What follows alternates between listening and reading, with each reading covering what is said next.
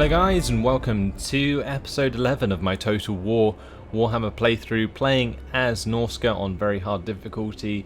And today we're going to be moving on towards Kislev, the settlement of Kislev, and hopefully destroying the faction of Kislev entirely.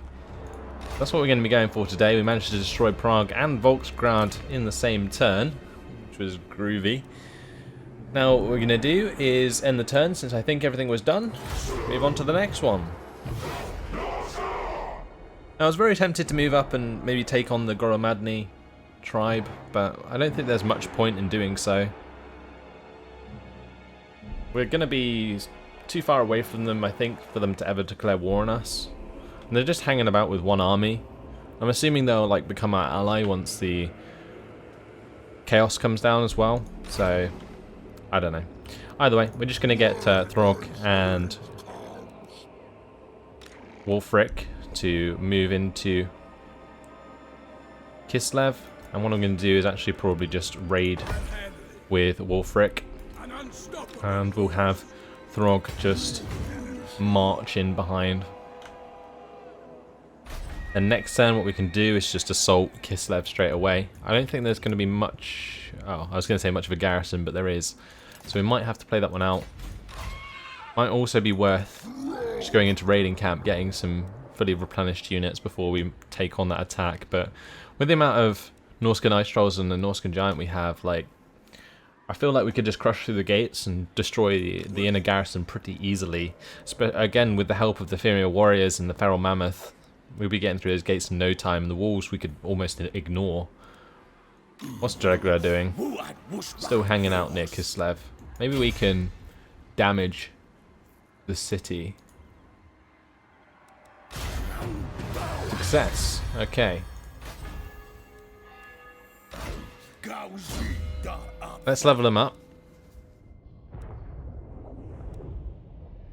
The Burning Head Vortex. I think we'll do that. There's a lot of damage. And I guess we'll try and do that again next turn. Because we can't siege Kislev this turn. So yeah, we'll keep that damaged. And we'll move on to the next turn once again.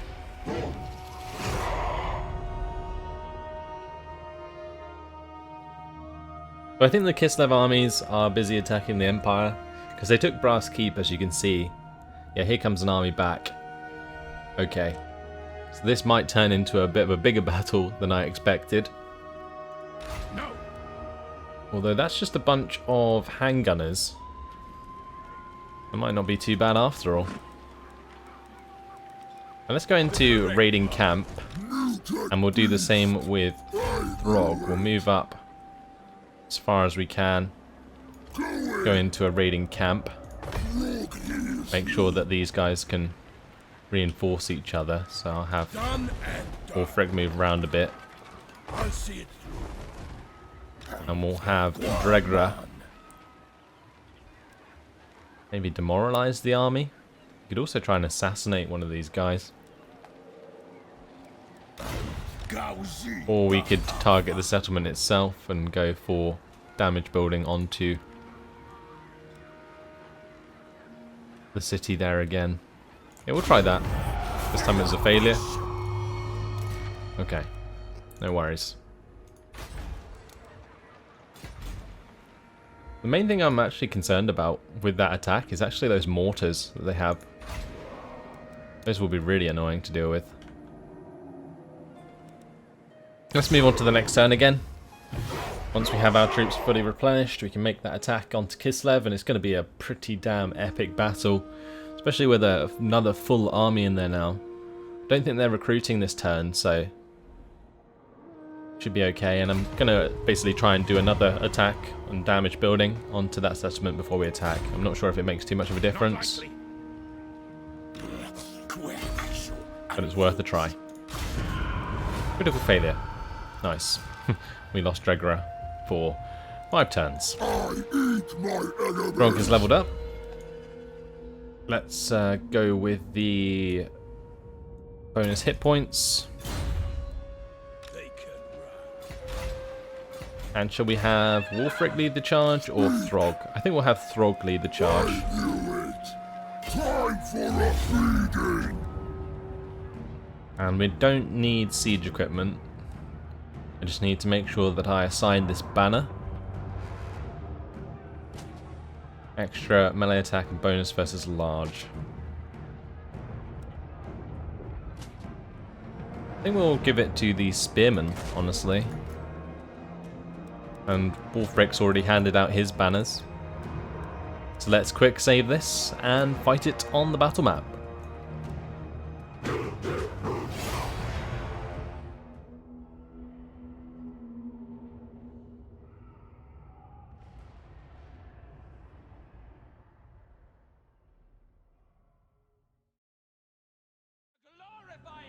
Okay, here we are. I'm going to have all of my trolls just line up and run towards the gate with the giant and Throg. We want to get up onto these walls, so I'll probably send Marauder Berserkers either side of the walls, I think. And then we'll have Marauders with great weapons on the far right.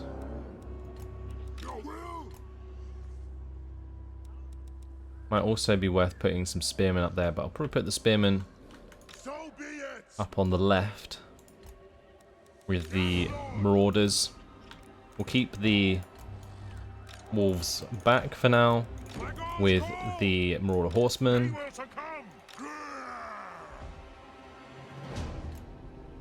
Great. We have a couple of Marauder Hunters that we can run up to the gate as well. But that's about it. We've got 30 wins to use.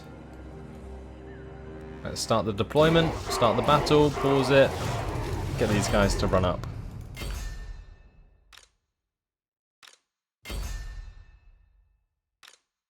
Grab all of these fellas, get them to hit the gate. These guys can be group 1. Can we hit the gate? Yeah, we should be able to. Nice. These lot need to go up that wall.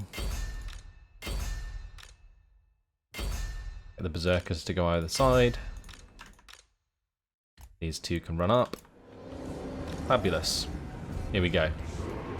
And we need to make sure that our reinforcements are coming over as soon as possible. We'll make sure that Wulfrik's running over here with the Vulder.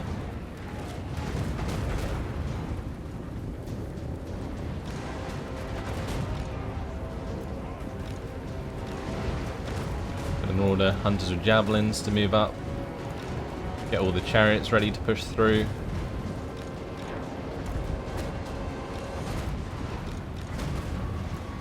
Blimey.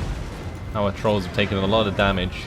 I think that was mainly from handgunners, yeah. Also those mortars, my god, and yeah, the handgunners again. I'm going to get the Manticore to just fly onto the wall, do his job.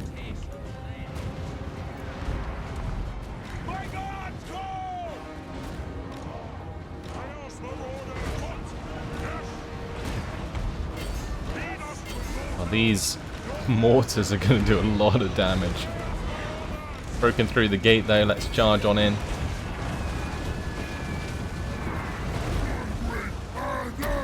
Go for the Tormentor Sword. Do Copious Vomit as well.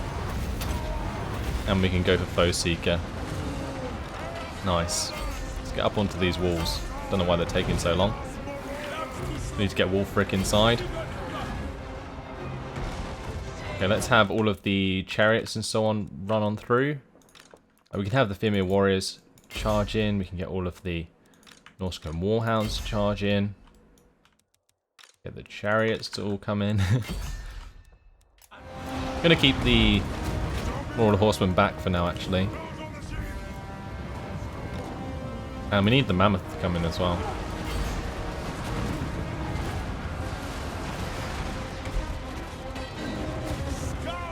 Okay, so once we're in melee with the handgunners, we do quite a lot of damage. That Manticore can take on the Outriders there. Where is Wulfrik? Because we need him to use his spell there. Just going to put it smack bang in the middle.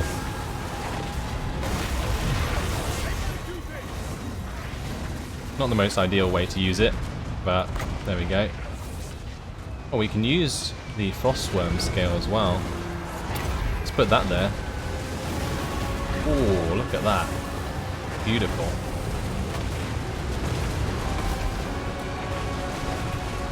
That's a lot of damage.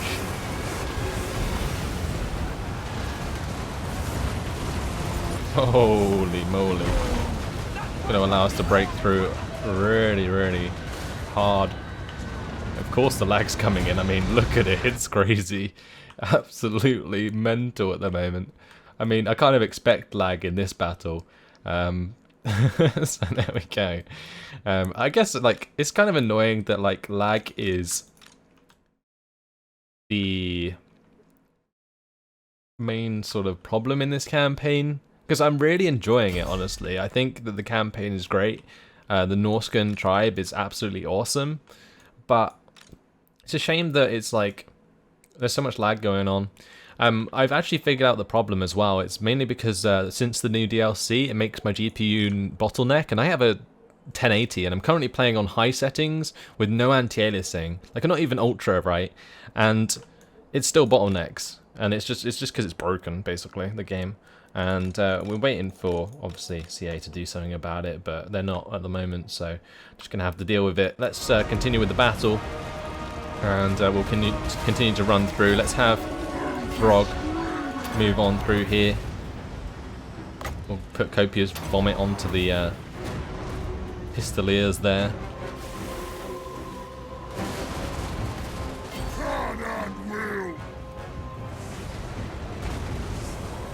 Watch Throg get involved. Maybe if I zoom in on this, it won't lag anymore. I think this is the cause of the lag though. That's the only trouble. Absolutely mental. Right, let's get the spell to come through here.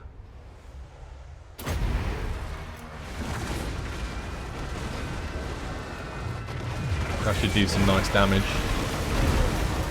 Oh, tore to pieces those Pistoliers. Mental.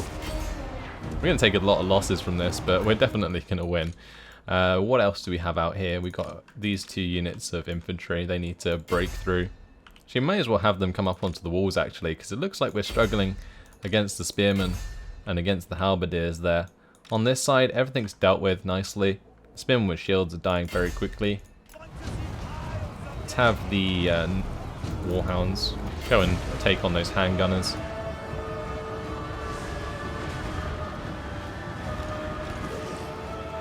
We can have the chariots actually move through and hit the Pistoliers. We can just ignore all of these things by the gate, honestly. Yeah, look at them all break. I think Group 1 can focus on this attack. We kind of want the Volder to actually do something as well. I'm not entirely sure where he is. There he is. We'll have him put down the Purple Son of Zerus on the mid here. Needs to get in range though to do that.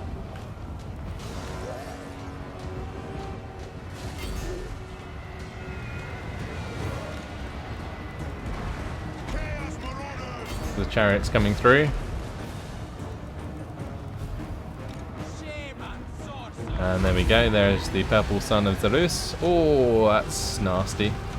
That definitely hit where we wanted it to. God, I feel bad for them. That was perfect. You can also do a Fate of Buna onto one of these units. Put it onto the handgunners.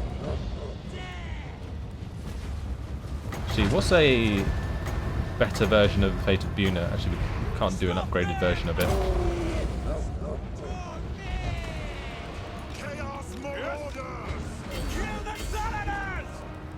And where's Evolder? I think he's currently knocked down, or he's on the wall or something. I'm not entirely sure. Either way, we've got to continue through here. My Manticore's being forced to run away. Let's have the Warhounds come over and deal with this engagement. We'll have all of the units come off the walls and help down here as well. Hello, Throg. Do some vomit. Go on, vomit on them. Oh yeah. Oh yeah, baby. So let's have the vortex come down. Although it looks like we won the day. What absolute carnage this has been. Love it. That was actually quite a fun battle, other than the lag around the gate area, but we got through it. And it was a close victory, not even a Pyrrhic victory. I think that's the first non-Pyrrhic victory we've had in a little while. So that's quite nice. Those ice trolls really doing a lot of damage. I guess breaking through that gate and taking on all those greatswords and so on really gave them a lot of kills. Fantastic stuff. That's Kislev taken over. We're going to sack it. Next turn we'll destroy it for good. That should give us quite a lot of cash. We got a lot of loot from it. And should we sack it? Or we can actually establish an outpost here because it's the capital. Let's sack it for now. And we're going to go back into raiding camp so we can get our replenishment going. Did we lose any units? No, we didn't. Great. So, let's jump into our technology.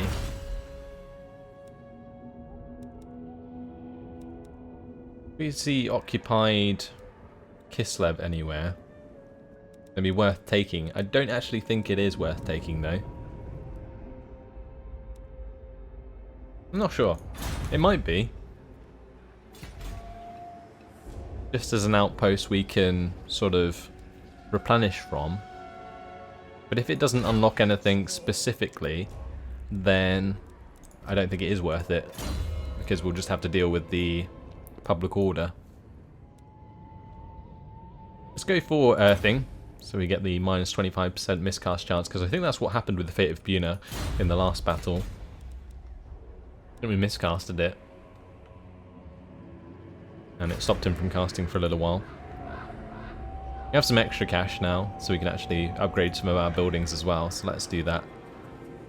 Let's upgrade Serpent Jetty and the Monolith of Katam, so we can get the Obsidian Quarry. Actually, that can't be upgraded, but we can definitely get an extra slot for another Beast Tanner, and we can upgrade this to a Slaver's Camp, so that would be worth doing. A Bjornling's Gathering and Pack Ice Bay, we can upgrade this to a Longship Builder, so we'll do that. And at Pack Ice Bay, we may as well make this into an iron mine, again for just some extra cash.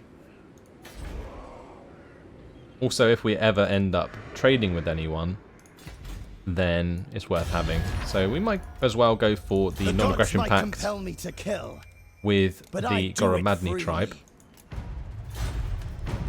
Or not. We'll get a non-aggression pact for now. Then we'll get the trading agreement later on. That means that actually having some trade goods is worth doing, rather than having all of those set up and then not trading with anyone. It's kind of silly. We'll keep 29k for now in reserve. 3 turns until Raising of the Empire is complete, and we get the minus upkeep for Marauder units, which will help us out quite a bit in terms of upkeep. Let's move on to the next turn. We can raise Kislev for the Eagle, and then move on to the rest of their settlements. Another Kislev army coming down there, but seems to be abandoning their post.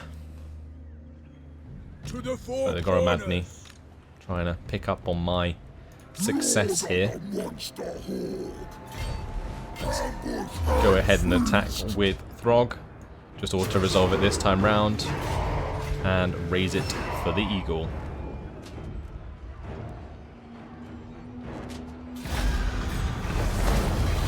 And trait gained Fighter for Throg. Very nice. Banner gained. Banner of the Black Iron Reavers. Immune to Psychology. That's actually quite a nice banner. Maybe we should equip that.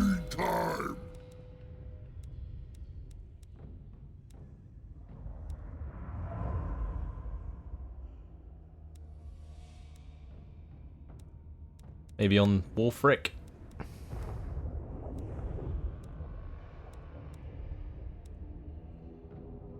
I think since we don't have any skin wolves yet, having Banner of the Black Iron Reavers is better for now. Berserker Sword is fine since he already causes fear, although we could make him cause terror as well. Yeah, that might be a nice idea actually. Although the plus 7% charge bonus is good for his chariot.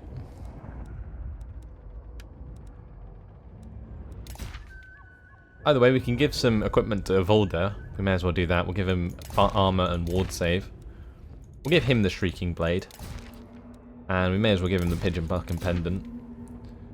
In terms of enchanted item, that charge bonus and character aura leadership effect would actually be quite nice on Throg, but I think he already has, yeah, he has the Wintertooth Crown.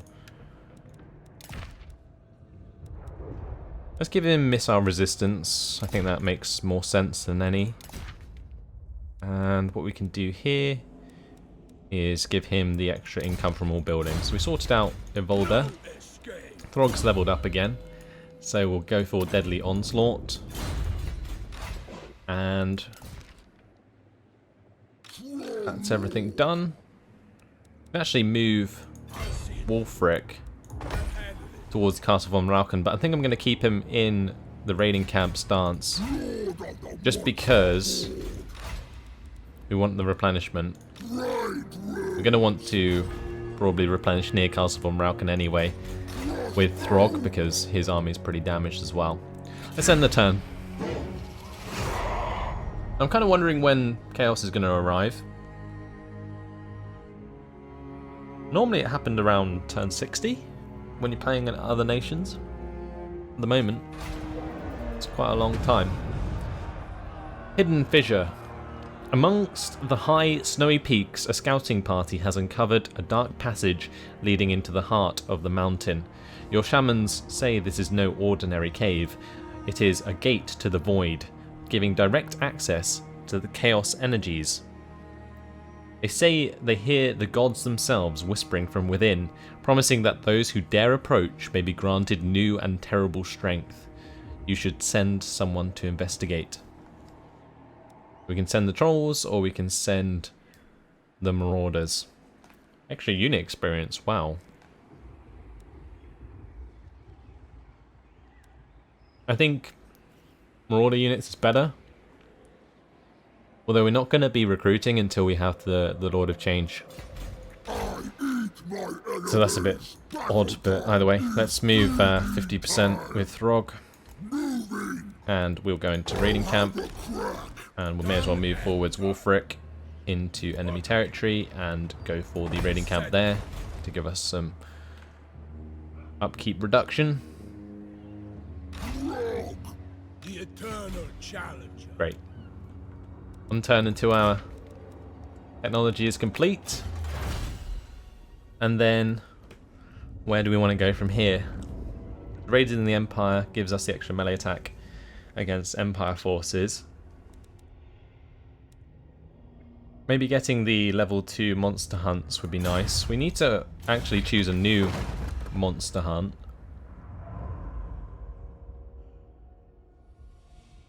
Hunt down and slay the gargantuan Cygors known as the Salzenmund Soul Eaters. This will give us a giant Cygor eyeball. It gives the Flock of Doom spell and Doom of Darkness to whoever wields it. Pretty crazy actually, like giving that to Evolder would be really, really nice. Though he already gets Doom and Darkness because he's a death guy. There's also the Dragon Ogre's Great Horn. Gives us a bombardment ability.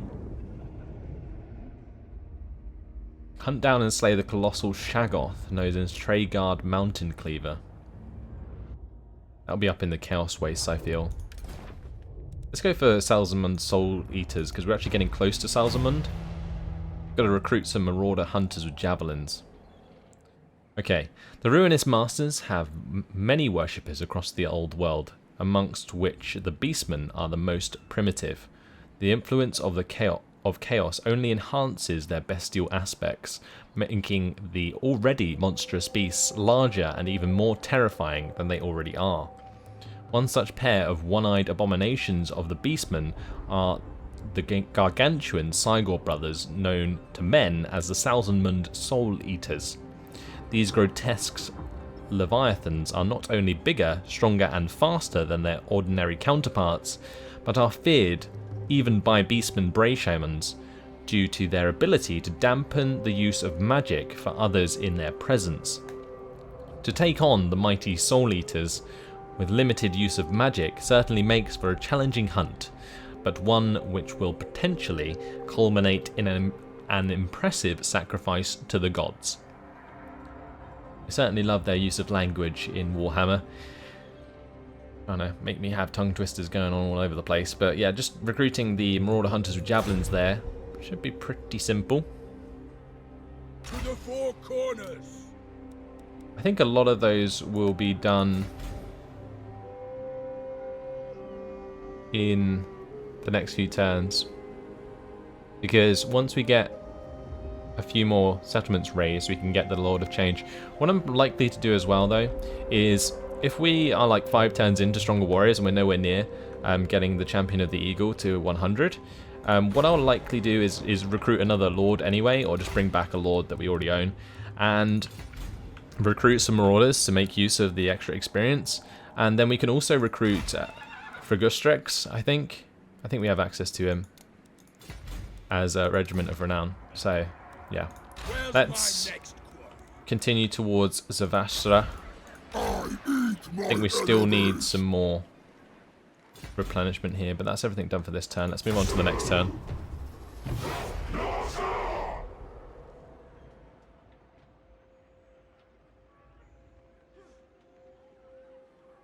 We've crushed Kislev's main army. They're actually moving away from Zavastra, so we can just raise that if it's not worth too much.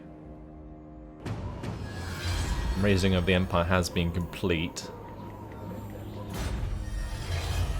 Follower gained, Dragonbone Raiders. And for our technology, we were going to go for the one with beasts.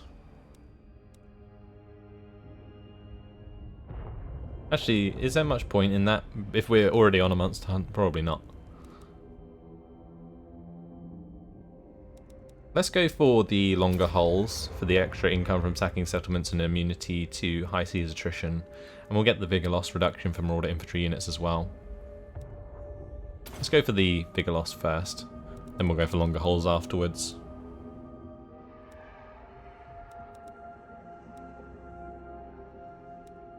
Yeah, I'm just not sure like any of these other ones are worth getting at the moment, because we're going to be against the Empire for a little while, then we'll be against Bretonia.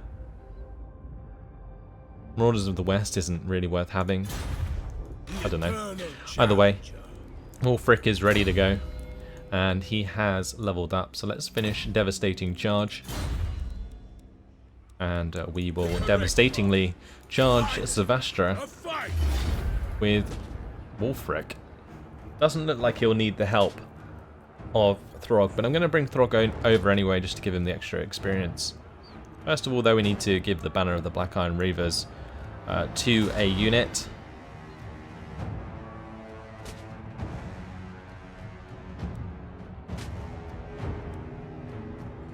Extra armor and melee defense, probably useful for our champions. So let's do that. We'll encircle them for now. I'll bring over Throg, just because. Actually, he's not going to be in range this turn, so we'll just move him as far as we can, put him in raiding camp, and just auto-resolve with Wulfrik. Only worth 2,960, so we will raise for the Eagle.